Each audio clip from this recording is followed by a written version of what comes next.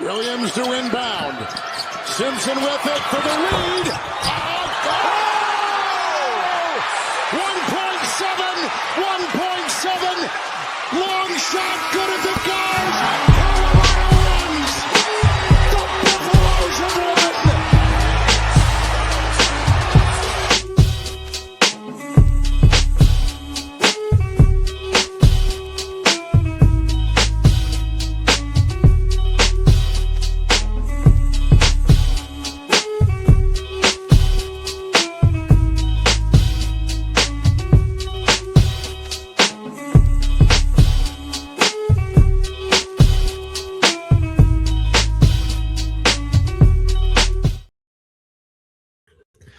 All right. Hello, everyone, and welcome back to Basketball in the Mountains. I'm your host, as always, Tyler King, here to talk all things hoops in the Mountain Time Zone. This is episode 90, and as you can guess by the intro video today, we're back talking college hoops and talking about the teams we've got here in the Mountain Time Zone now that the offseason is kind of not done, obviously, because the summer, it's only early June here as we're recording this here on June 10th. But most of the roster moves have been kind of finalized. Teams are starting their summer workouts this month, and Colorado is one of them as they started their workouts, I think, last week, kind of getting back in the weight room and stuff like that. I've seen from some of the stuff I've seen on social media. But a lot of turnover for this Buffs team after a step in the right direction last season in terms of overall record. And in the Big 12, they qualified for the college basketball crown once again, losing in the first round to Oklahoma.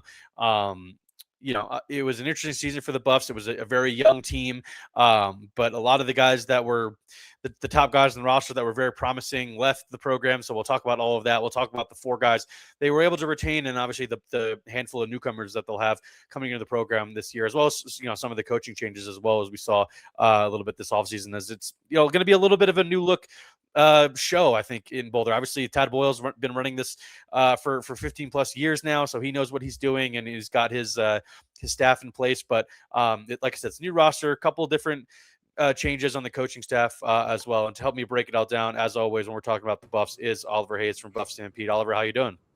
Doing pretty good. Thanks for having me back on. It's been a while since I've talked some Buffs hoops, so this is a good way to get back into it. Yeah, I'd like to catch up with all the programs we got here in the Mountain Time Zone during the summer, and I think this is a good time to catch up with CU as this feels like they're pretty much done kind of adding guys to the roster at this point. Like I mentioned, they were able to retain four guys from last year's rotation, four guys that'll play big roles this year with Barrington Hargress, and then a trio of guys who were freshmen last year, in Jalen Holland, Josiah Sanders, and Ian Inman. A couple interesting transfer additions, most notably Justin Neely, who's kind of a power forward kind of guy from UNC Greensboro. He averaged a double-double last season. They're a veteran guy. I think this will be like his sixth year in college basketball. Noah Feddersen from North Dakota State is another Division I transfer, and then David Gomez as well from Charlotte, who got injured early last season, only played a little bit. And then they've got a bunch of freshmen come in, including a couple guys from Australia who are going to be coming over to play for the Buffs. They've got one pretty highly rated recruit in Ryder Portela, a guy they signed last November. I think he's a guy that's going to play right away. So we're going to dive into all of these guys and kind of what the roster is going to look like. But I think we probably should start with the guys that they did end up losing. Obviously, like I said, there was a lot of promise from last year, from the end of last season, when they finished over 500 after a really rough first season back in the Big 12. I think they were 3-15. I think they were in Big 12 play a season ago before this year kind of turning things around. They went 7-11. Lost in the first round of the Big 12 tournament, but he felt like there was a nice young core of guys to build around. But this offseason, it's not a ton of really surprising considering where Colorado is in terms of what they can offer NIL-wise compared to the rest of college basketball. But Isaiah Johnson, the star freshman, leaves for Texas. Sebastian Rancik, who is going to be entering his junior season, leaves for Florida State. Bangot, who's going to be a senior and spent 3 years with the Buffs and is now at Vanderbilt in the SEC. So, and then a bunch of other guys who played roles last year, whether it's Alon McKaylee or Felix Caceres, Andrew Crawford. These guys transferred and wound up, at other schools at lower levels. Alon McKaylee was St. Louis, I think. Andrew Crawford's going to be nearby Northern Colorado. I think that's a good fit for him. But it's just, like I said, it's going to be a very, very different team next year, despite kind of the key guys they were able to retain.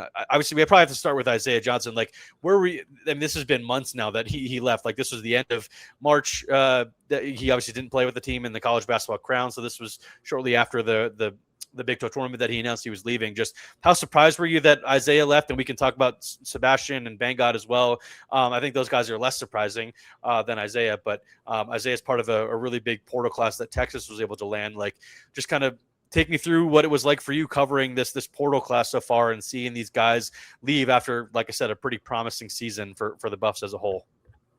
Yeah, I think when Isaiah hit the portal, I wasn't necessarily surprised. Because throughout the season, I mean, at first I felt like it would be hard to see him go when he had, became the star that he had became, especially early in Big 12 conference play. His name started to really get out there, and you'd really worry about him leaving. That's when I kind of started to feel like, he could stay around. He has a good relationship with a lot of the freshman class. Even the three guys that stayed, that type of thing. Colorado was the only high major to offer him out of high school, so there was that connection there. Like, there were a few things that stood out, but once Colorado started losing and Big 12 play didn't work out exactly how it could have, I think, just based on things that I had heard, I think it was hard for Isaiah to necessarily leave this place. But when you're looking at the money that he was looking at and seeing what CU has to offer, I know that it was a decently competitive deal. I don't have like an exact number or anything like that, but compared to Texas, that really just, obviously we don't know what their finances are, but with the recruiting class that you mentioned that they got, it seems like they had a pretty expendable amount to use that CU does not. And when it comes down to that, and Isaiah is from the background that he's from, and they know exactly where, his digits should stand as the player that he is. It really didn't surprise me after Colorado's season. Didn't really end up the way that they maybe expected it to end up. And then, of course, talking about Bangot and Sebastian Rancik, I think it was just kind of that same type of thing, especially after them being around last year, where maybe they didn't have, the same expectations for this year, but still just went through, an even more grueling season than this past year was.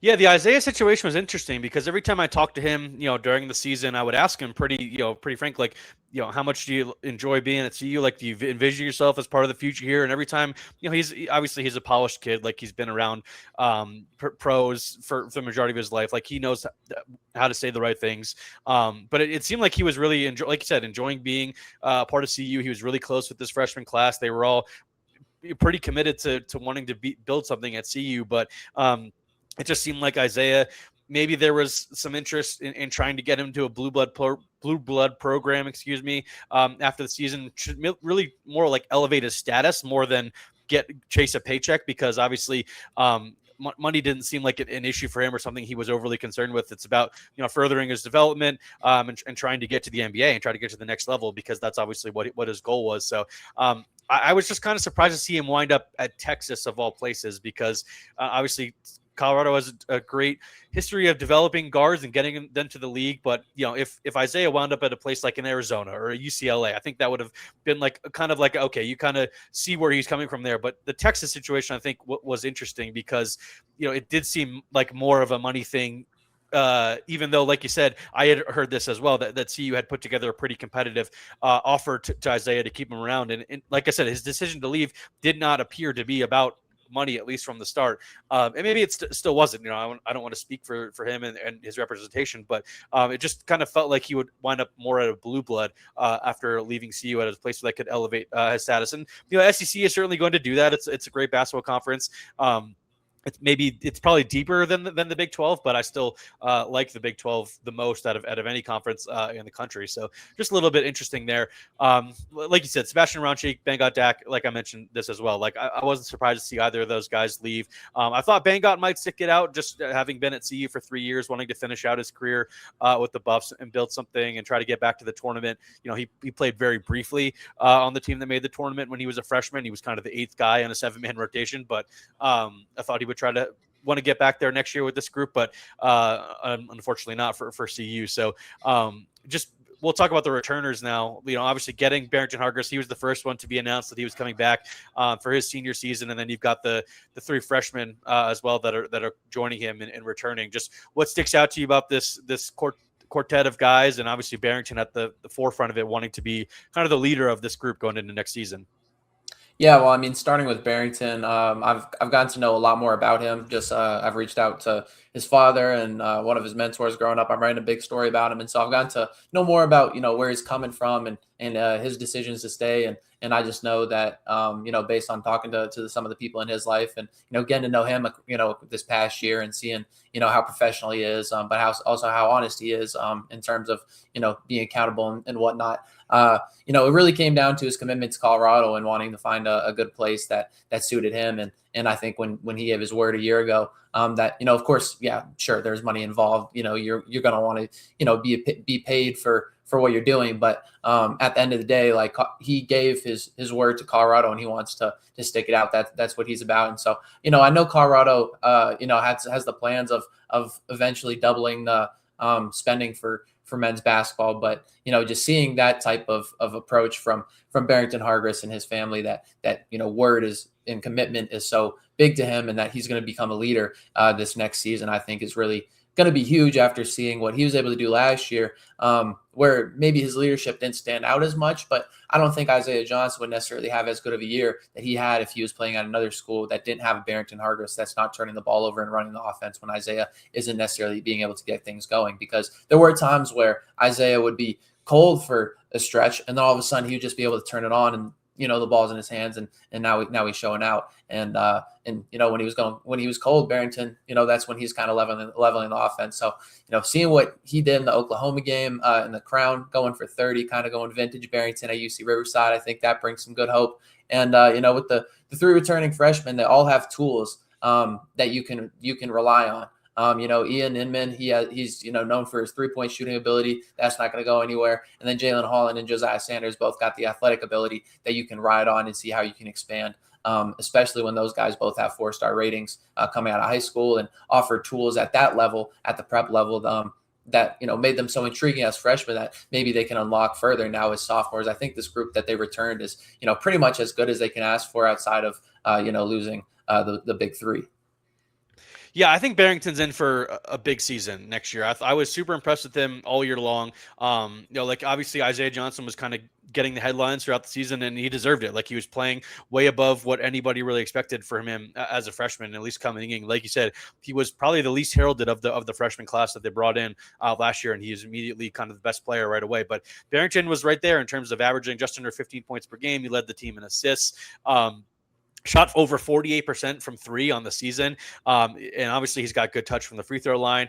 He's a good mid-range shooter as well. Like you said, that was all kind of on display in that college basketball crown game against Oklahoma. He had big games throughout the year, even if at times he was deferring to guys a little bit. But I think he's easily one of the top returning players in the Big 12 going into next season. I think that's a key building block for CU. And that's why I think he's the biggest reason why I'm not as down on the offseason as a whole, because you have a real linchpin and a real guy at the top of the roster going into next season. When 2 years ago, when CU really struggled following that tournament appearance and winning a couple games in March, they just didn't really have a top of the roster guy that they could build anything around. Like, they had a bunch of quality guys that were role players and would have been a lot better if they were just down a peg or two, whether it's like a Julian Hammond or Andre Stojakovic,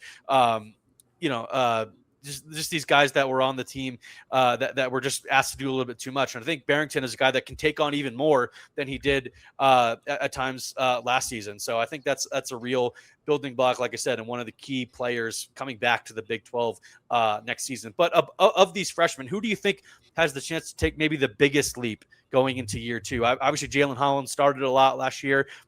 Josiah Sanders worked his way into the starting lineup by the end of the year too. Colorado kid from nearby here in Denver. But Jalen Holland, I think, as a potential two-way guy is really intriguing. And then you mentioned Ian Inman as just a sharpshooter from three, a guy who is not afraid to let it fly whenever the ball is in his hands. So there's kind of who of these three freshmen do you think is in line to take maybe the biggest leap and become maybe that number two alongside, or maybe not number two, because I think Justin Neely is a guy who's going to be really productive for them too, the UNC Greensboro transfer. But of these freshmen, who's in line to make the biggest leap in your mind? I think a lot of people would probably think Jalen Holland, just because I think he had the best freshman year of those three. But I think Josiah Sanders, with what he showed as a point guard at the prep level, makes him the most intriguing and brings his potential to the highest level of those three guys. And that's no shade to Holland or Inman. I just think that with what we saw from Josiah Sanders, it maybe wasn't exactly there were times where I wasn't sure if he was as confident in himself that as he was at the prep level playing with I forget the name of the prep school that he was with in Colorado, but Colorado Academy, yeah. You saw some of those highlight tapes, you saw some of those clips, some of the stat lines he was putting up against top guys in the nation, and they were standing out. And then you saw times last year where he played with that energy, that hustle, that effort, but offensively, there wasn't necessarily that same type of explosion in those type of plays. His shot obviously wasn't falling too much. And I think this next year, especially with how Tad and the coaching staff has talked about, his potential to play, to be a backup guard to Barrington when he's not playing an off guard type of role, or even, shifting down to the floor in a small ball lineup because he is that big. I think he could really potentially turn some heads as a facilitator and just be a really versatile player that will be hard to take off the floor because he can fit in pretty much any lineup. Yeah, all right, let's talk about some of these newcomers. I mentioned Justin Neely. He's obviously the headliner with a veteran guy, like I said, who's going to be in the 6th year of college basketball next year. Averaged 18 and 11 last season, shot over 54% from the field. Just a really, really productive kind of breakout season for him at UNC Greensboro, a team that went pretty far in the SoCon. Obviously he began his career at Albany. He played 1 year at UNC Greensboro. Just kind of what are you expecting out of him, and how kind of big of an addition is he for this Buffs team, not just with what he does offensively, but what he can do defensively and on the glass as well? Yeah, I think I value his rebounding the most. Obviously, he averaged, like 11 and a half rebounds, I think it was. But you look at his defensive rebounding percentage as well, and I think that was the best in the nation. And so just being able to have a guy that has a nose for the ball and wants to grab rebounds is huge, especially when it's tough that he went through an ACL injury midway through his college career, which kind of limited him. But when he's entering his 6th year of basketball at this level, even though he's taking a step up, he'll bring that level of leadership, comfortability. That the effort, the little bits of, the little things that a freshman or a sophomore wouldn't know. He knows all the things about college basketball and what to do. And so I think, I'm not sure if he'll necessarily average the same exact stat line, but I think in terms of the rebounding and just be able to consistently, score a few layups, knock down a three here and there, play some good defense. I think he'll bring a level of consistency that the Buffs have kind of struggled with the last few years. Yeah, and then Noah Federson is the other guy, the North Dakota State transfer, who has a decent amount of playing experience. Like I said, he's going to be a senior next year. He played 3 years at NDSU in the Summit League. Had pretty similar seasons throughout his first 3 years. He's a guy that's averaged between 7.4 and 9.3 points per game. He's averaged 5 rebounds per game for his career. He's played about 22 minutes per game throughout his career. He started and come off the bench in various roles for NDSU. He's a guy who's a willing 3-point shooter. He doesn't have the greatest percentage. I think he's about like 35% for his career, which isn't that bad for a guy his size. But he's the real center kind of forward big man addition, because there's not a ton of size among these newcomers, if we're being honest. It's going to be a team that's going to be a lot smaller and play a lot smaller lineups, like you said, next season. But Federson is a guy that's probably going to step in right away and be at least the linchpin and kind of the defensive anchor and just kind of the guy that is doing a little bit of everything offensively, just trying to kind of fit in where he needs. What sticks out to you with Federson, with kind of what you've been able to watch from him in his game so far?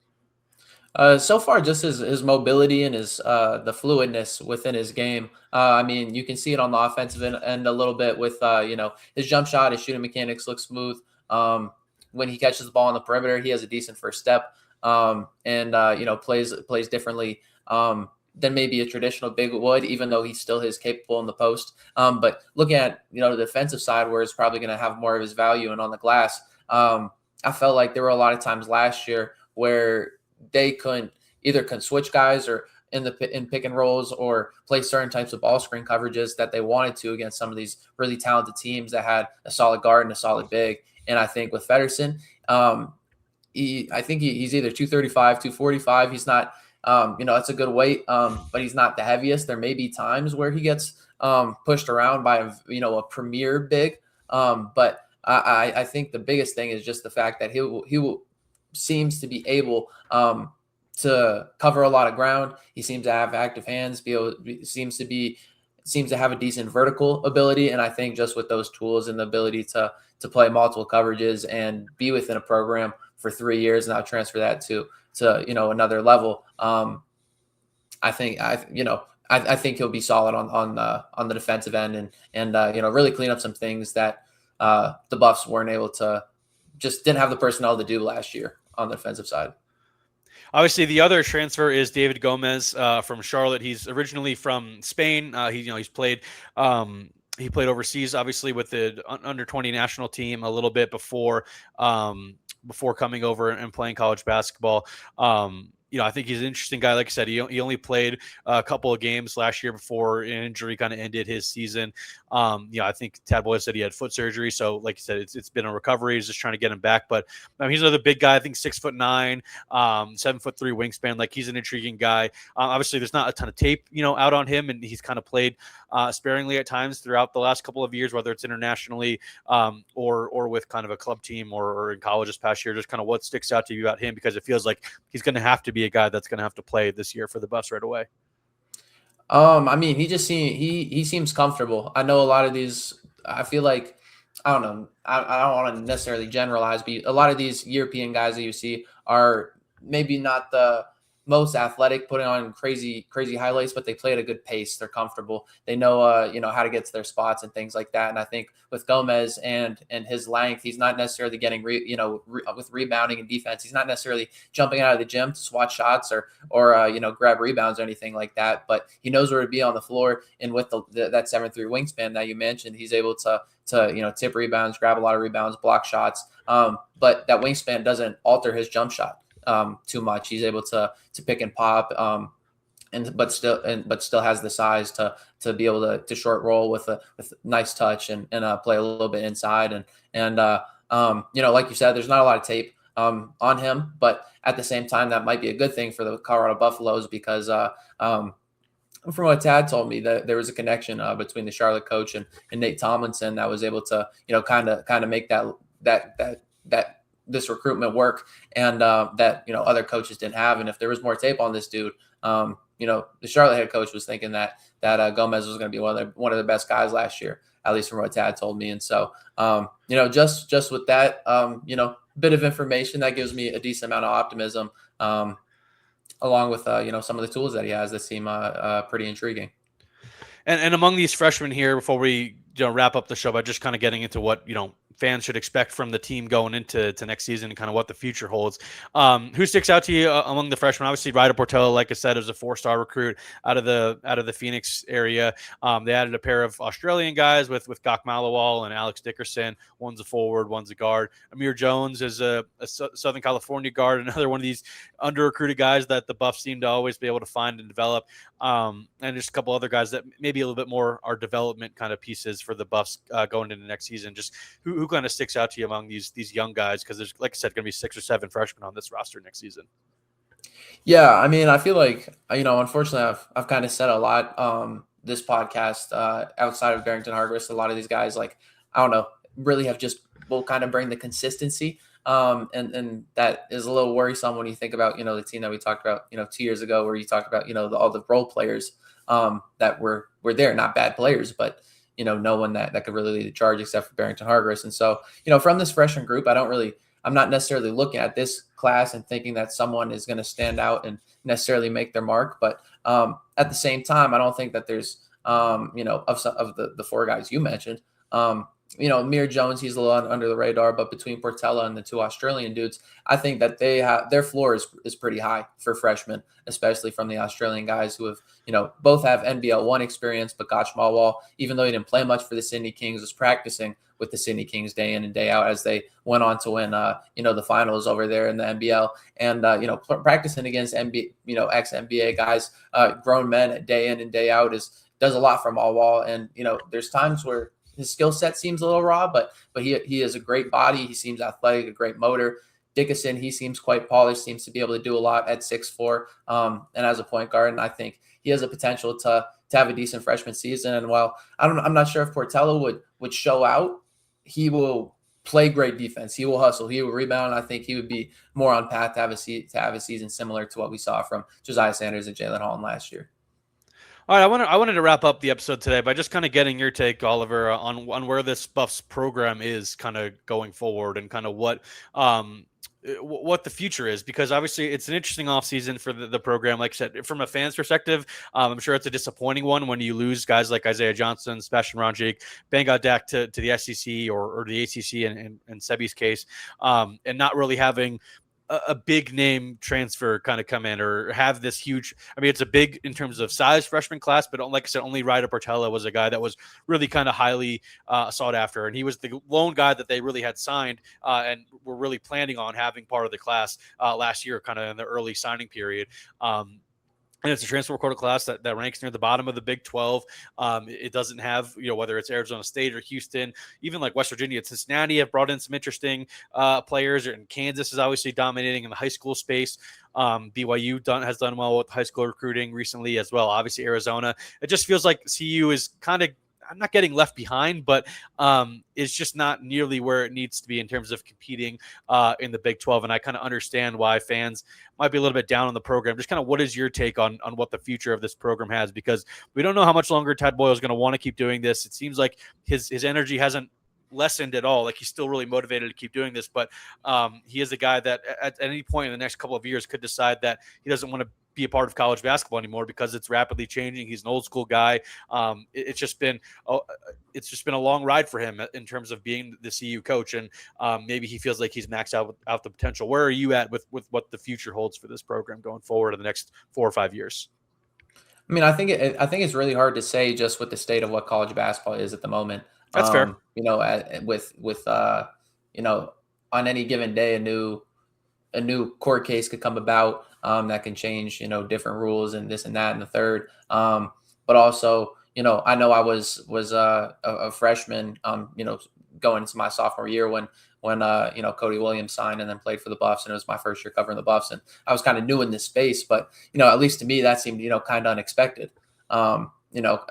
Type of thing. And so there seems to be a lot of unexpectedness just within in the college basketball game, which I think creates a lot of optimism for Colorado fans, especially when Fernando Lobo comes in and you see what he did at New Mexico and some of the success that he's had and some of the goals that he's talked about. And, like I mentioned earlier, the plans for doubling the spending for the athletic department, there is the optimism there.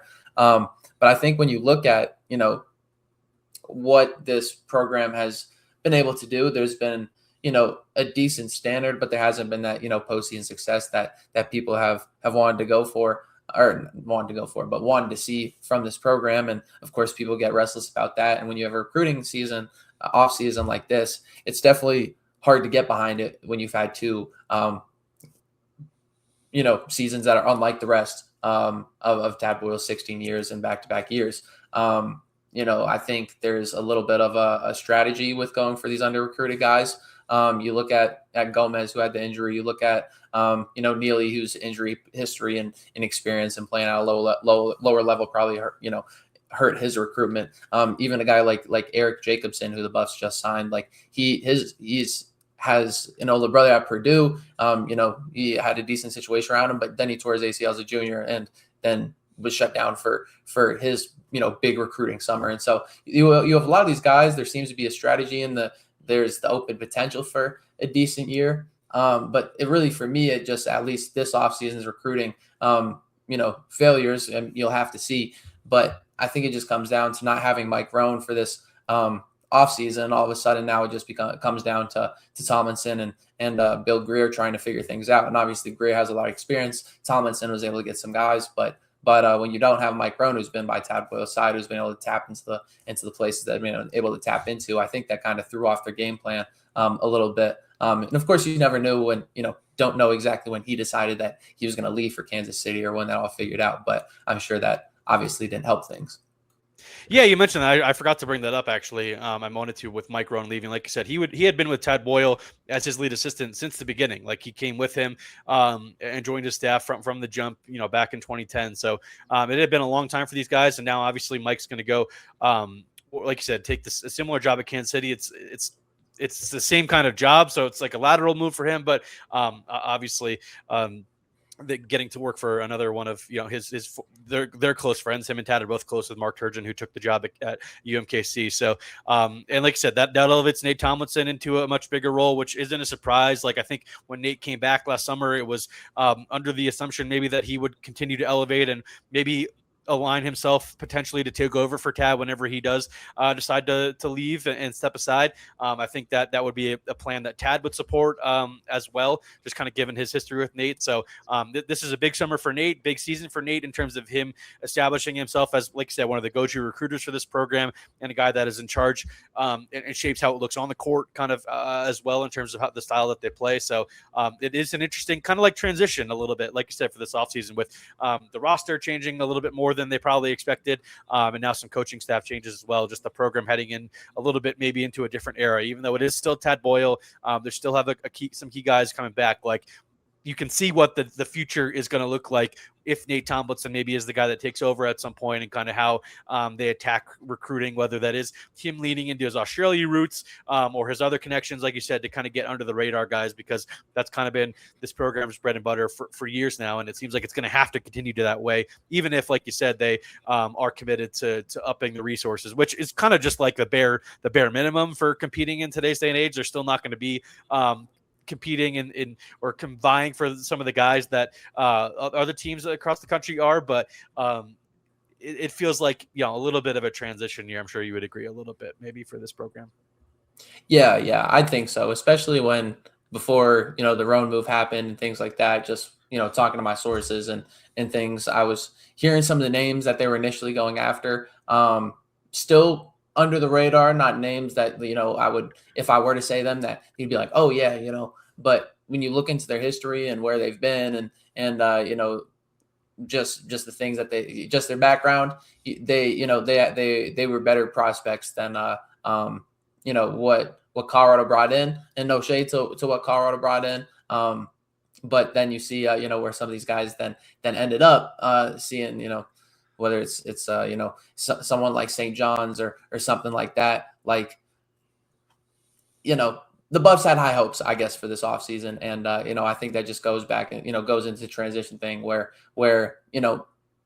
it's not like they're just going in like, shoot, yeah, we're just out of it. We don't have nothing. I think to the transition point that there just was this move that had to be made, but this move that happened, and moving Nate Tomlinson into this role, and that kind of hindered their plans.